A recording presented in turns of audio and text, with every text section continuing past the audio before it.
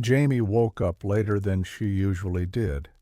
The light in her room was already bright enough to reach the far wall, sliding across posters and shelves, and the small stack of books beside her bed. For a moment she didn't move. She lay there listening to the quiet of the house, the kind of quiet that felt different from early mornings during the school year. It was the day after New Year's Day. She didn't think much about that at first. The calendar said it mattered, but the morning didn't feel like it was in a hurry to prove anything. Jamie sat up slowly and pulled her blanket around her shoulders. The house felt paused, as if everyone had agreed not to rush into the day yet. Somewhere downstairs a heater hummed and then stopped. A floorboard creaked as someone shifted in another room. She stood and went to the window. Outside, the street looked the same as always, the same trees, bare and patient, the same stretch of sidewalk leading toward the corner. But there was something different in the air, not visible exactly, just lighter, like the world had taken a breath and hadn't quite let it out yet. Jamie liked that feeling. She pulled on a sweater and padded downstairs, careful not to make noise. The kitchen was empty, sunlight spilling across the counter in long, pale stripes. She poured herself a glass of juice and leaned against the counter, thinking about nothing in particular. School wouldn't start again for a few more days. There were no assignments waiting, no alarm set, just time. That felt strange. At 13, Jamie stood at the edge of a lot of things she didn't fully understand yet. People talked about the future more often now, about choices, about paths, about who she might become. Sometimes it felt exciting. Other times it felt heavy, like carrying a backpack she hadn't packed herself. This morning felt different. She grabbed her jacket and stepped outside. The air was cold enough to make her breath appear, but not uncomfortable. It felt clean.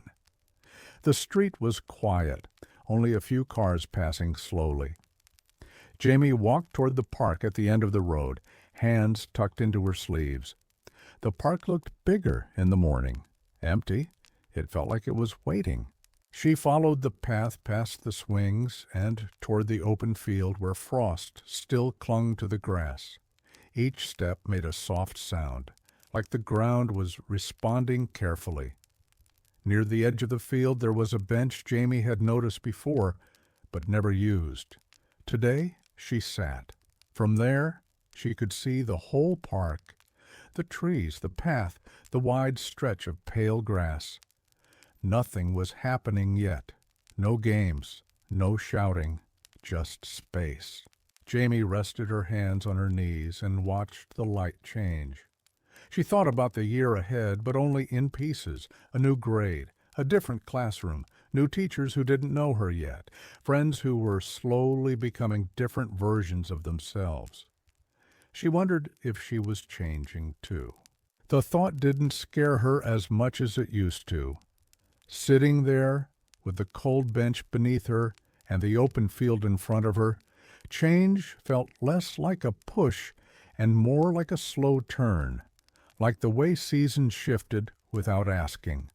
A dog appeared on the path, pulling eagerly at its leash. Its owner followed, laughing softly. They passed without noticing Jamie, and she didn't mind. She liked being unseen right now. She stayed until her fingers felt cold and her legs stiffened slightly. When she stood, she brushed frost from her sleeves and took one last look across the field. The day hadn't asked anything of her yet. Walking home, she felt lighter than she had in days. Not because anything was solved, but because nothing needed solving at the moment. At home, the house had woken up. Voices drifted from another room. A radio played softly. The smell of toast filled the air. Jamie slipped inside and set her jacket down. She poured herself another glass of juice and sat at the table, watching the morning fill in around her. There would be time soon for expectations, for effort, for figuring things out. But for now, this day belonged to the quiet space between who she had been and who she would become. And that felt like enough.